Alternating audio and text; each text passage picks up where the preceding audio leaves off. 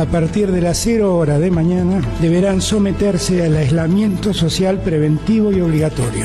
El 20 de marzo del 2020, el gobierno de Alberto Fernández decretó el inicio del aislamiento social preventivo y obligatorio, en respuesta a la pandemia del coronavirus que había sido decretada unos días antes, el 11 de marzo, por la Organización Mundial de la Salud. Characterized as a pandemic.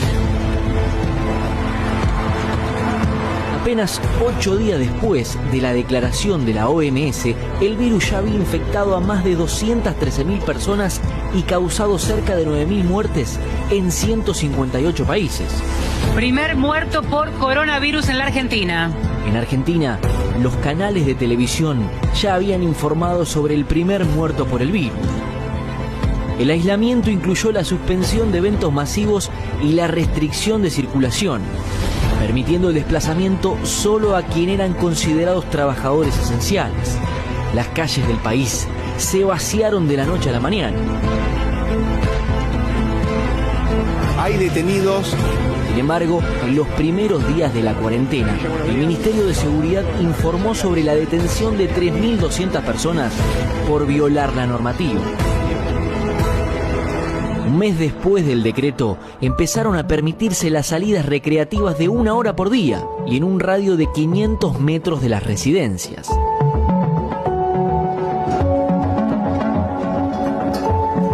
A mí la rebelión no, ¿eh?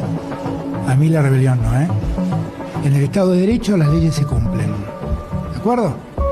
El que está en desacuerdo con la ley, que vaya a la justicia y le diga a un juez que consiga que un juez diga que lo que yo hice está mal, no lo sé. Por la Casa Rosada desfilaban epidemiólogos y en los balcones, cada noche, se aplaudía por los trabajadores de la salud.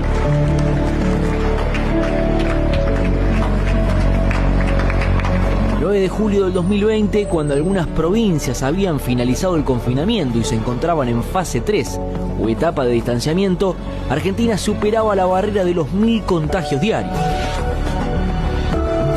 Para julio ocurrió un hecho que generó polémica. La ciudad de Buenos Aires habilitó las actividades físicas al aire libre. Así, los runners volvían a copar las calles de Cava. La medida del por entonces jefe del gobierno porteño, Horacio Rodríguez Larreta, fue vista con recelo porque justamente entre julio y octubre llegarían las peores estadísticas. Las cifras de muertos diarios por COVID en el país superaron la barrera de los 100. Hacia julio, la lista de fallecidos superaba por poco los 2.400 y hacia fines de octubre se habían confirmado más de 27.000 descensos.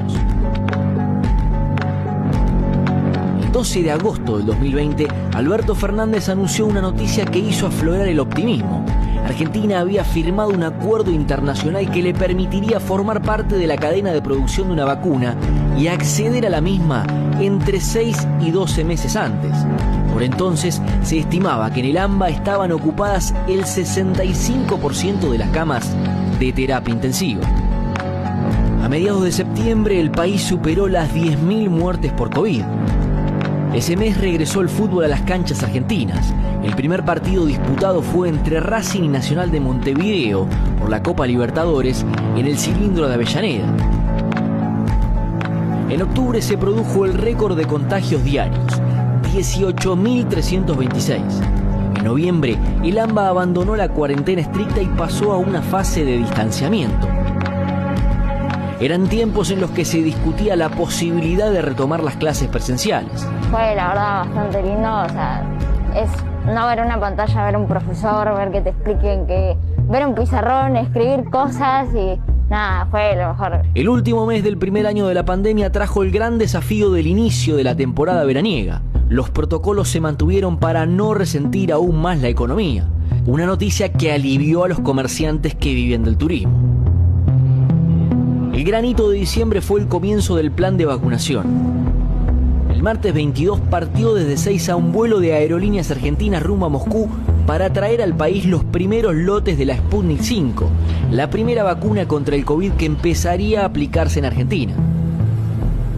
El plan de vacunación empezaría a implementarse el 29 de diciembre, en una primera etapa en la que se priorizó la inmunización del personal de salud. La cuarentena, sin duda, remite a una etapa oscura de nuestro país y el mundo. Desde el inicio de la pandemia, en la Argentina se registraron 130.000 muertes por COVID y casi 10 millones de contagios.